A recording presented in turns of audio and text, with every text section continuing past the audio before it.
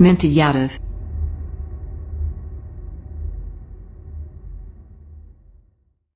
Good morning students, कैसे हैं आप लोग। आशा करते हैं घर पे होंगे, सुरक्षित होंगे। इस कोरोना पेंडेमिक के कारण हम लोग क्लास अब ऑनलाइन स्टार्ट होगा। अभी तक आप ऑफलाइन क्लास कर रहे थे। इस ऑफलाइन क्लास में अभी तक आप पढ़े थे सॉल्यूशन पढ़ ही रहे थे जब तक हम लोग का छुट्टी हो गया। अब हम लोग का जब तक का क्लास ऑफलाइन नहीं होता है या बिहार गवर्नमेंट से आदेश नहीं आता है तब तक हम लोग रेगुलर ऑनलाइन क्लास पढ़ेंगे। प्रतिदिन आप लोग को एक लेक्चर दिया जाएगा, आप उस एक लेक्चर को देखना है। उसकी नोट्स भी आप लोग को दे दिया जाएगा, नोट्स ऑप्शन में आप लोग को रेगुलर मिलते रहेगा। दूसरी चीज़, जो लोग अभी तक नहीं जुड़े हैं कृपया उनको इन्फॉर्म कर दें, इन्फॉर्म कर दीजिएगा तो वो भी जुड़ जाएंगे और आप लोग का क्लास रेगुलर चलता रहेगा। चलिए हम स्टार्ट करते हैं सॉल्यूशन में हम लोग जो पढ़ रहे थे उसकी थोड़ी सी रिवीजन कर लें। एक टर्म बताया गया था वेपर प्रेशर, वाष्प दाब। वेपर प्रेशर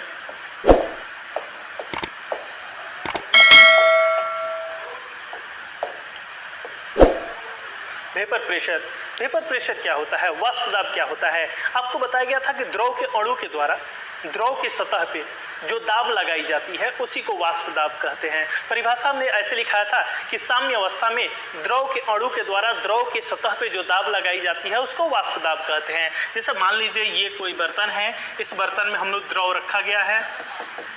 द्रव जो रखे हुए हैं ये द्रव का अणु चारों तरफ तो घूमते रहता है और इस द्रव के अणु के द्वारा इसके सतह पर जो दाब लगाई जाएगी, कहाँ पर, इसके द्रव की सतह पर, ये जो सतह दिख रही है इस सतह पे जो दाब लगाई जाती है उसी को वाष्प दाब कहते हैं।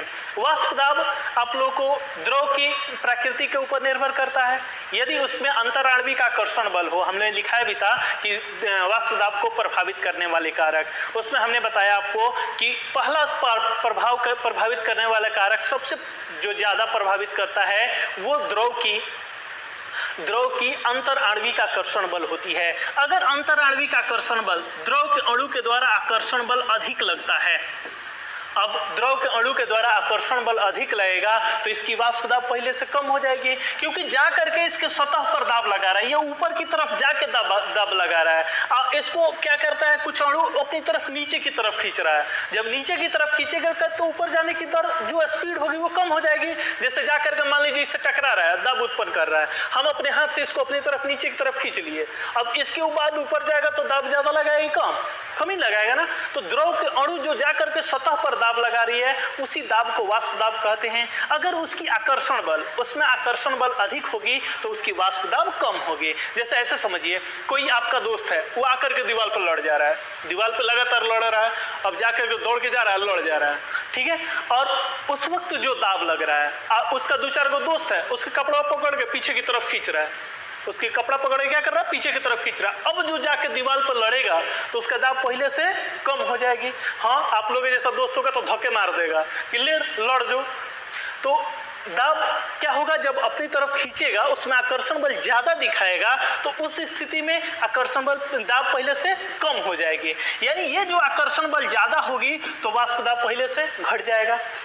दूसरा चीज ताप, जब हम गर्म करेंगे तो अणु की गतिज ऊर्जा बढ़ जाएगी, और जब अणु की गतिज ऊर्जा बढ़ जाएगी तो वो जाकर के तेजी से टकराएगा।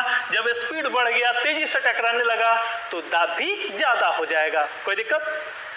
तो पहला हमने कहा अंतराण्विक आकर्षण बल, दूसरा ताप बढ़ाइएगा तो वाष्प दाब बढ़ेगा। यही ना वाष्प दाब है, ये वाष्प दाब पहले से क्या हो जाएगी, बढ़ जाएगी।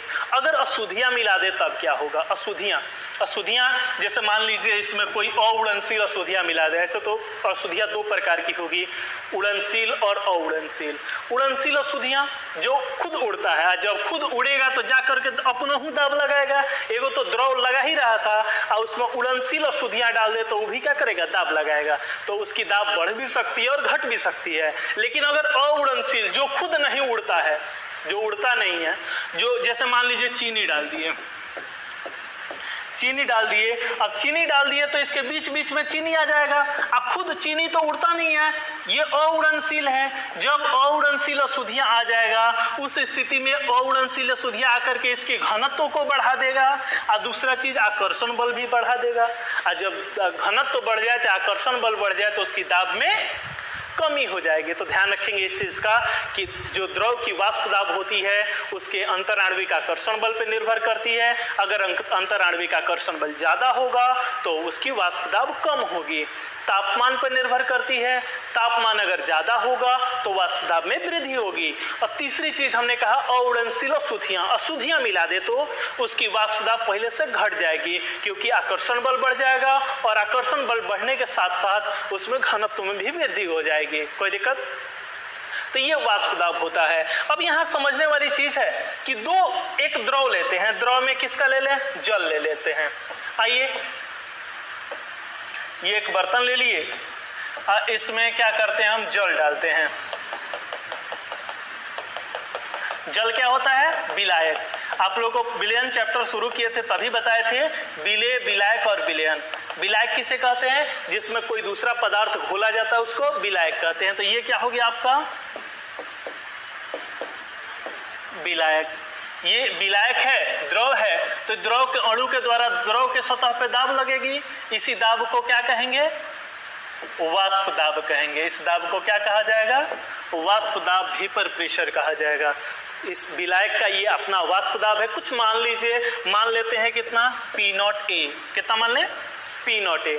अब इसी द्रव में ये जो आपका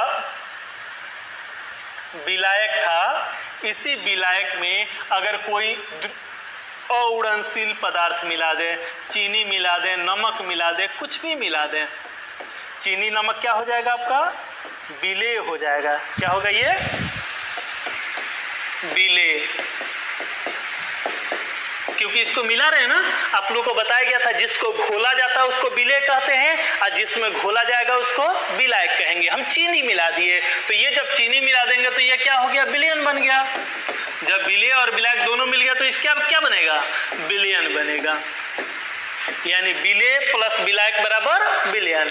विलायक में विलेय को मिला दिया जाए तो विलयन बन गया। अब देखिए यहाँ पर वाष्प दाब को एक्चुअली हम लोग को देखना है। यहाँ भी वाष्प दाब है, यहाँ भी वाष्प दाब होगा, यहाँ भी क्या होगा? वाष्प दाब होगा। द्रव का अणु है, उसके सतह पे दाब तो लगाएगा ही लगाएगा, लेकिन जब चीनी मिला दीजिएगा, अशुद्धियां मिला दीजिएगा तो उसकी वाष्प दाब पहले से घट जाएगी। ये मान लेते हैं विलयन का वाष्प दाब है PA। यहाँ लिख दिया P0A, नॉट लगा दिए शुद्धता के लिए, शुद्ध है इसलिए नॉट लगा दिया गया है, और यहाँ अशुद्ध है इसलिए नॉट नहीं लगाया गया है। अब देखिए अउड़नशील अशुद्धियां को मिला दिया गया तो इसकी वाष्प दाब पहले से घट जाएगी, कम हो जाएगी। अब वाष्प दाब पहले से क्या हो गई? कम हो गई। जब वाष्प दाब घट जाएगा, कम हो जाएगा, उस स्थिति में वाष्प दाब पहले से कम हो गया, उस स्थिति में हम कह सकते हैं विलयन का वाष्प दाब कम होता है, विलायक का वाष्प दाब ज्यादा होता है। अब क्यों कम होता है, क्यों ज्यादा होता है, ये आपको पता है, क्योंकि अशुद्धियां मिलाएंगे तो वाष्प दाब घटेगा ही घटेगा। तो हमने क्या किया था? अशुद्धियां मिला दिया था, इसलिए वाष्प दाब पहले से कम हो गया, तो विलायक का वाष्प दाब ज्यादा होगा और विलयन का वाष्प दाब कम होगा। कोई दिक्कत?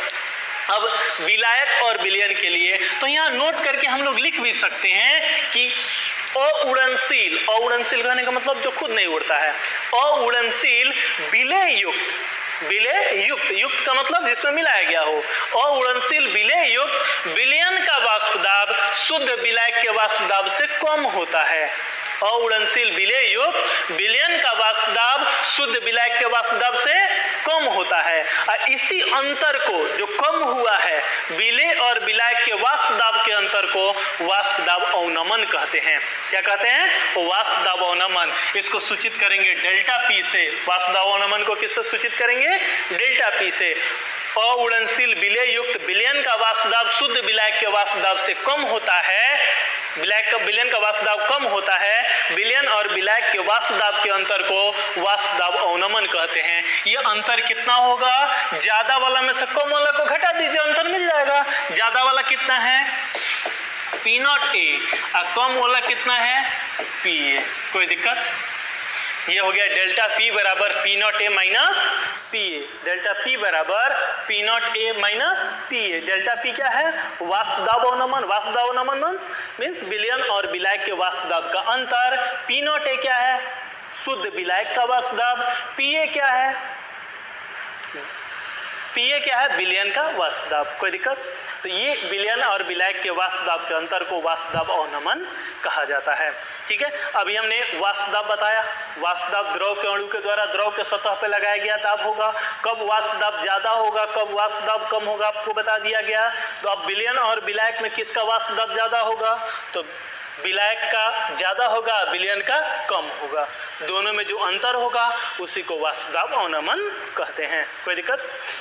देखिए, ये सब तो पहले से पढ़ाया जा रहा था, अब पढ़ना हम लोग को अणुसंख्य गुणधर्म के लिए। लेकिन एक चीज़ आपको बता दें कि जब भी आपको डाउट्स हो, जो भी डाउट हो, दो तरीका है हमसे पूछने का। एक तो तरीका है कि इसी वीडियो के नीचे कमेंट का ऑप्शन होगा, उस वीडियो में जा करके कमेंट कर लीजिए। जो भी आपको नहीं समझ में आता है, जो भी दिक्कत होता है, वहाँ पर कमेंट कीजिए। आपको अगले लेक्चर में उस चीज़ को बता देंगे। या मेरे व्हाट्सएप नंबर पे, ऐप में ही व्हाट्सएप लिंक दिया होगा, उस पर जाके क्लिक कीजिएगा तो सीधे आपको व्हाट्सएप पे भेज देगा और वहाँ से आप मैसेज कर सकते हैं। जो भी आपको प्रॉब्लम्स होता है उसको व्हाट्सएप कर दीजिएगा। हर दिन वीडियो के फर्स्ट में या लास्ट में, फर्स्ट में होगा या लास्ट में होगा, आपके उस प्रॉब्लम का, यानी जो भी आपको दिक्कत होगी, जो भी आपकी प्रॉब्लम्स होगी, उसका सॉल्यूशंस उसको समझा देंगे। प्रतिदिन आपका क्लास चलते रहेगा। आइए इसी को आगे बढ़ाते हैं। ठीक है, अभी ये सब चीज़ें आप पढ़ चुके थे। कॉलिगेटिव प्रॉपर्टीज पढ़ा रहे थे।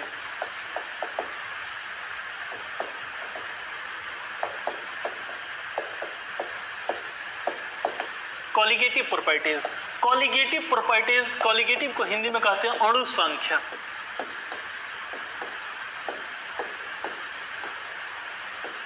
अणुसंख्य और प्रॉपर्टीज को हिंदी में कहते हैं गुणधर्म। अणुसंख्य गुणधर्म, अब नाम से ही पता चल रहा है यहाँ पर अणुसंख्य। अणुसंख्या का मतलब अणु, अणु तो समझते हैं आप लोग, और संख्य मतलब संख्या।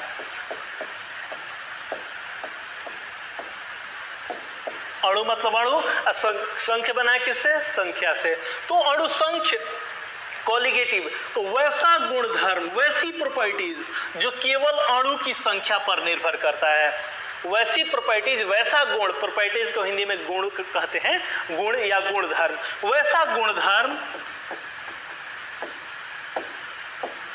जो केवल अणु की संख्या पर निर्भर करता है, उसी को अणुसंख्य गुणधर्म कहते हैं। नाम से ही पता चल रहा है अणुसंख्य। अणुसंख्य का मतलब जो अणु की संख्या पर निर्भर करता है। वैसा गुणधर्म जो केवल अणु की संख्या पर निर्भर करता है, उसे अणुसंख्य गुणधर्म कहते हैं। अब कौन कौन सा गुणधर्म है जो केवल अणु की संख्या पर निर्भर करता है? आप परिभाषाएं ऐसे लिख सकते हैं कि वैसा गुणधर्म जो केवल विलेय की अणु पर निर्भर, अणु की संख्या पर निर्भर करता है, उसके प्रकृति पर नहीं, उसी को अणुसंख्य गुणधर्म कहते हैं। केवल शब्द का लगा ही दिया गया तो दूसरे किसी चीज पर निर्भर नहीं कर रहा है। किसके ऊपर निर्भर कर रहा है? केवल संख्या के ऊपर। तो वैसा गुणधर्म जो केवल अणु की संख्या पर निर्भर करता है, उसे अणुसंख्य गुणधर्म कहते हैं। अब अणुसंख्य गुणधर्म आप समझ गए कि वैसा गुणधर्म जो केवल अणु की संख्या पर निर्भर करता है। कौन कौन सा गुण है जो केवल अणु की संख्या पर निर्भर करता है, उसको देख लीजिए। पहला है relative lowering of vapour pressure.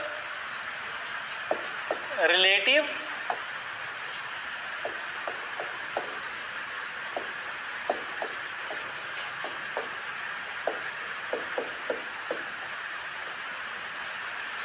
Lowering of vapour pressure, सापेक्षिक वाष्प दाब अवनमन, हिंदी में कहते हैं सापेक्षिक वाष्प दाब अवनमन। ये एक अणुसंख्य गुणधर्म है जो केवल अणु की संख्या पर निर्भर करेगा, अणु की प्रकृति पर निर्भर नहीं करेगा। दूसरा elevation in boiling point, elevation in boiling point, elevation in boiling point. क्वथनांक में उन्नयन, क्वथनांक अणुसंख्य गुणधर्म नहीं है, लेकिन क्वथनांक में उन्नयन एक अणुसंख्य गुणधर्म है।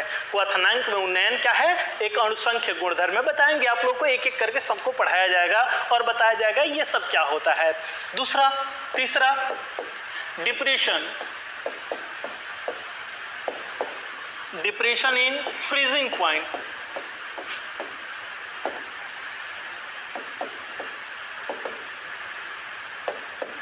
Depression in freezing point. Depression in freezing point कहने का मतलब हिमांक में अवनमन। हिमांक में क्या? अवनमन। हिमांक नहीं, हिमांक में अवनमन।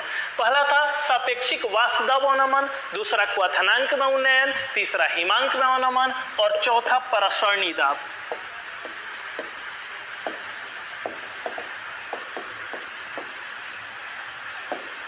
चौथा परसरणी दाब। समझ रहे हैं? ये चार आपका गुणधर्म है जो केवल अणु की संख्या पर निर्भर करता है, उसकी प्रकृति पर निर्भर नहीं करता है। ठीक है, तो ये केवल अणु की संख्या पर निर्भर करेगा। एक एक करके हम लोग को पढ़ना है। ध्यान दीजिएगा, शायद ऑफलाइन क्लास में आप लोग को यहाँ तक पढ़ाया जा चुका था। अब एक एक करके इन सबको बताना है आप लोग को। अब ऑनलाइन क्लास में ही समझते हैं, जो भी डाउट्स होगा उसको मैसेज करते रहिएगा। पहला है सापेक्षिक वाष्प दाब अवनमन। सापेक्षिक वाष्प दाब अवनमन क्या होता है? सापेक्षिक वाष्प दाब अवनमन क्या होता है? आपको अभी बताया गया था वाष्प दाब अवनमन। वाष्प दाब अवनमन आपको ध्यान होगा, वाष्प दाब अवनमन बताए थे डेल्टा पी बराबर P naught A minus P ए। विलयन का वाष्प दाब और विलायक के वाष्प दाब, दोनों के अंतर को वाष्प दाब अवनमन कहा जाता है। विलयन और विलायक के वाष्प दाब के अंतर को क्या कहते हैं? वाष्प दाब अवनमन। इसको डेल्टा पी से सूचित किया जाता है। अब सापेक्षिक वाष्प दाब अवनमन समझना है। सापेक्षिक वाष्प दाब अवनमन क्या होगा? वाष्प दाब अवनमन और शुद्ध विलायक का वाष्प दाब। शुद्ध विलायक के वाष्प दाब को किससे सूचित किए थे? पी नॉट ए से। दोनों का जो अनुपात होता है, दोनों का जो अनुपात होगा उसी को सापेक्षिक वाष्प दाब अवनमन कहते हैं। किसको? वाष्प दाब अवनमन और शुद्ध विलायक के वाष्प दाब के अनुपात को क्या कहेंगे? सापेक्षिक वाष्प दाब अवनमन। वाष्प दाब अवनमन को किससे सूचित कर रहे हैं? पी नॉट ए से।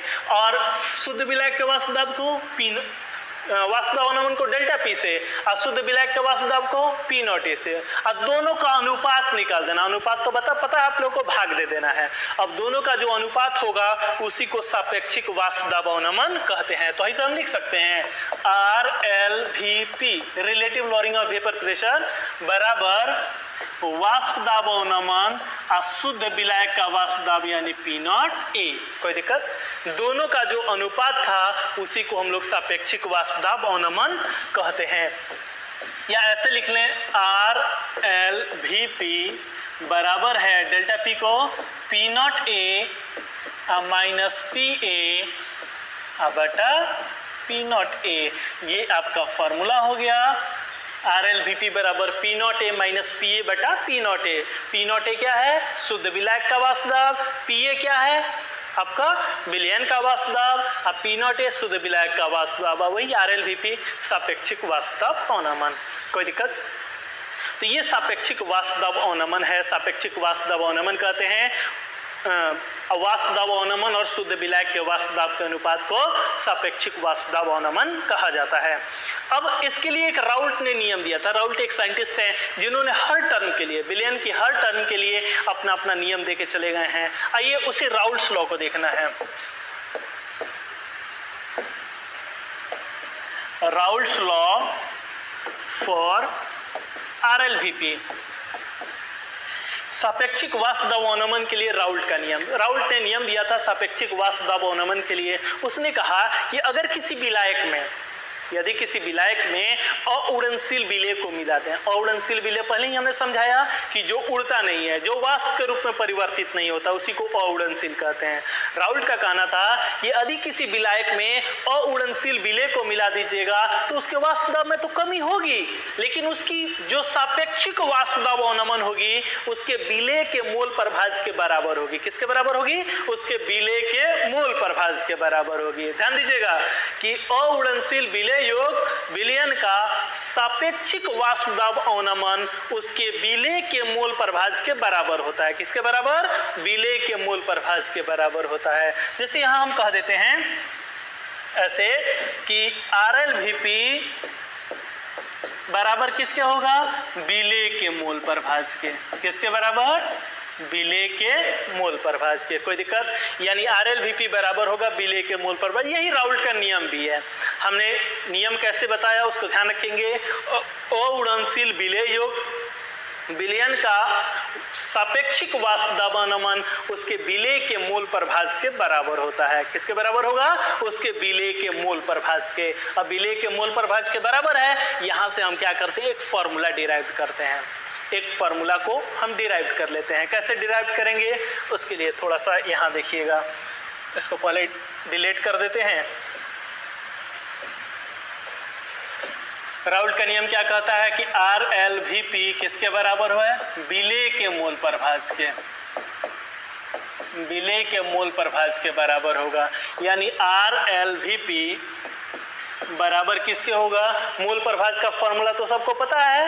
विलेय के मूल प्रभाज का फॉर्मूला क्या होता है? विलेय का मूल बटा विलेय का मूल प्लस विलायक का मूल। विलेय का मूल प्लस विलेय बटा विलेय का मूल प्लस विलायक का मूल। कैसे? ऐसे ना, विलेय का मूल बटा विलेय का मूल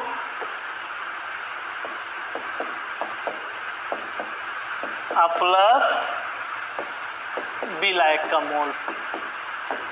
समझ रहे हैं? विलेय का मूल बटा विलेय का मूल प्लस विलायक का मूल। ये आपको फॉर्मूला पहले से बताया गया है। अब इसी के आधार पर थोड़ा सा विलेय और विलायक लिखने में बड़ा बड़ा हो जा रहा है, इसलिए इसको छोटा कर देते हैं।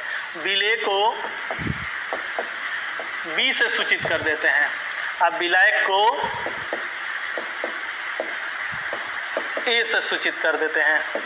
यानी लिख सकते हैं RLVP बराबर होगा विलेय का मूल, मूल को N से और विलेय को B से, अब बटा विलेय का मूल प्लस विलायक का मूल। कोई दिक्कत? बस वही विलेय को हमने B लिख दिया, विलेय को B लिख दिया, विलायक को A लिख दिया। विलेय का मूल बटा विलेय का मूल प्लस विलायक का मूल, तो NB बटा NB प्लस NA। यदि विलायक का मूल बहुत बहुत बहुत ज़्यादा हो विलेय के मूल से हो, तो यदि विलायक का मूल बहुत ज़्यादा हो और विलेय का मूल बहुत कम हो, उस स्थिति में जैसे एक बाल्टी पानी ले लिए और उसमें 1 चम्मच नमक ही मिला दीजिए, क्या पूरा का पानी नमकीन हो जाएगा? नहीं। तो विलायक अगर बहुत ज़्यादा है, पानी बहुत ज़्यादा ले लें और उसमें थोड़ा मात्रा में विलेय भी मिला दें, तो उसमें कोई विशेष फर्क नहीं पड़ेगा। तो इसलिए हम लोग कह सकते हैं हो तो NA प्लस NB लगभग बराबर हो जाएगा Na के। अगर विलायक का मूल बहुत ज़्यादा हो तो उसमें विलेय थोड़ा सा ऐड ही कर दे, विलेय थोड़ा सा मिला ही दे, क्या कोई फर्क पड़ेगा? नहीं पड़ेगा, लगभग विलायक के बराबर ही होगा। वहीं हमने कहा कि एक बाल्टी पानी है उसमें 1 चम्मच नमक मिला दें, क्या कोई फर्क पड़ेगा? अगर कोई नहीं देखा हो तो उसको कुछ नहीं पता चलेगा, चाहे जोख ले चाहे कुछ कर ले, उसमें कोई विशेष फर्क नहीं पड़ेगा। अब देखिए Na प्लस NB बराबर लगभग बराबर होगा। Na के बराबर तो नहीं हो सकता है, लेकिन लगभग बराबर होगा। इसको लिख सकते हैं RLVP बराबर NB बटा NB plus NA। NB plus NA, NB plus NA किसके बराबर है? लगभग NA के बराबर है। कोई दिक्कत? अब मूल बराबर आपको पता है, मूल बराबर क्या होता है? भार बटा अणु भार।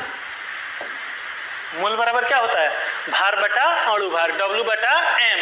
भार बटा अणु भार होता है, आपको पहले से पता है। तो इसको हम ऐसे भी लिख सकते हैं RLVP बराबर N बराबर W बटा M। लेकिन किसके लिए? B के लिए, तो WB बटा MB अब बटा N के लिए W बटा M, लेकिन किसके लिए? A के लिए। यानी WB बटा MB बटा WA बटा MA। N के जगह W बटा M लिख सकते हैं ना। अब B है इसलिए WB बटा MB, A है तो WA बटा MB लिखते हैं। ये नीचे वाला जब बटा का भी बटा होता है तो ऊपर जाकर पलट देते हैं, पलट दीजिए। RLVP बराबर WB बटा MB इंटू MA ऊपर चला जाएगा। थोड़ा सा कलर चेंज कर देते हैं ताकि आपको दिखते रहेगा। MA बटा WA। कोई दिक्कत? अब पहले से पता है आपको RLVP बराबर क्या होता है?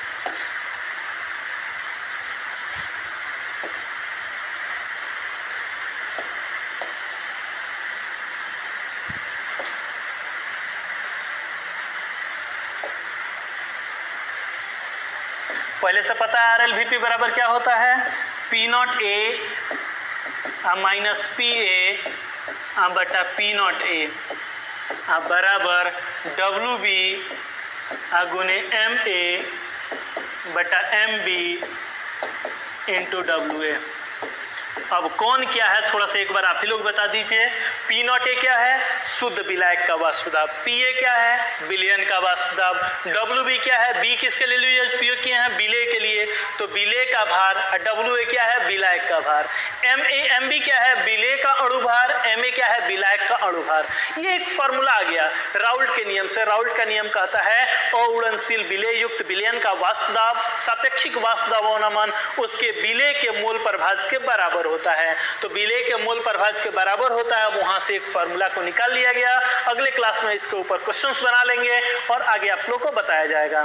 फिलहाल जो लोग रजिस्ट्रेशन अभी तक नहीं किए हैं थोड़ा सा उनसे कंसल्ट कीजिए और जल्दी से उनका भी रजिस्ट्रेशन करा लीजिए, और रजिस्ट्रेशन हो जाएगा तो किसी का क्लास छूटेगा नहीं और रेगुलर क्लास चलते रहेगा आप लोग का। ठीक है, जब तक आप लोग का ऑफलाइन क्लास नहीं चलता है तब तक रेगुलर ऑनलाइन क्लास आप लोग को मिलते रहेगा। पर डे एक लेक्चर मिलेगा।